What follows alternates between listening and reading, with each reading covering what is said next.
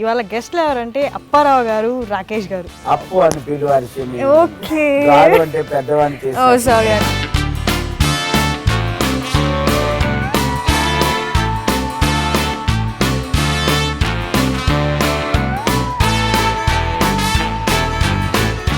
Fans వాళ్ళు మన నుంచి ఏం కోరుకుంటారు? ఒక ఆటోగ్రాఫ్. అందరికి నేను పిలిచి మరీ ఇస్తాను. రోడ్డు మీద వెళ్తున్నాను కూడా ఇట్రా అని చెప్పి పిలిచి మరి ఆటోగ్రాఫ్ ఇచ్చి వాడు వెళ్ళేటప్పుడు నాకు ఎందుకు ఇచ్చో ఇంటికి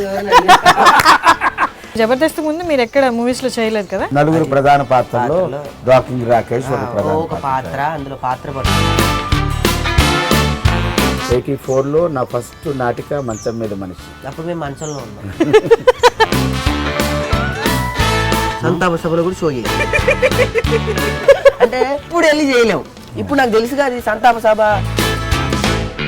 మీ ఫేవరెట్ ఎవరినైనా మిమిక్ చేయండి. ఇదిగో రత్తమత్త, రత్తమత్త, ఇదిగో నేను వచ్చానని ఈ కూతురికి చెప్పు.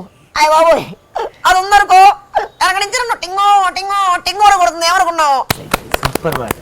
ఇంత బాగా నవ్విస్తారు, ఇంత చేస్తారు. మీలో మీకు గొడవలు ఉంటాయంట విన్నాము. గోల్డ్ ఎన్ని గొడవలు అయ్యి ఇంకెందుకురా బాబు ఈ తలనొప్పులు.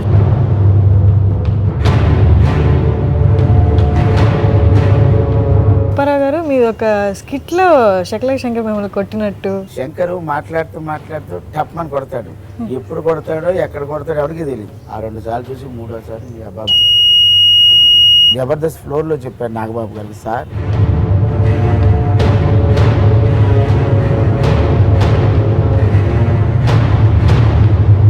ఇది మధ్యలో కొంచెం బ్రేక్ వచ్చింది అన్నారు కదా. వద్దన్నారు. నేను రిక్వెస్ట్ చేశా, అన్న చేస్తానన్న ప్లీజ్ అన్న అంటే వచ్చానండి. నేను మామూలుగా అడవలే.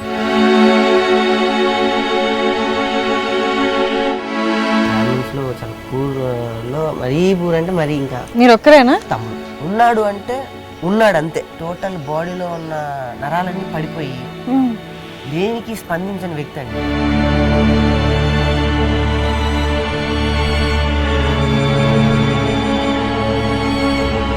కింద నుంచి కష్టపడి వచ్చి ఇంత సక్సెస్ఫుల్ గా అయిన వాళ్ళు చాలా మందికి ఇన్స్పిరేషన్ మీరు actually. Hi, this is rocking Rakesh. Hi, this is awesome Appi.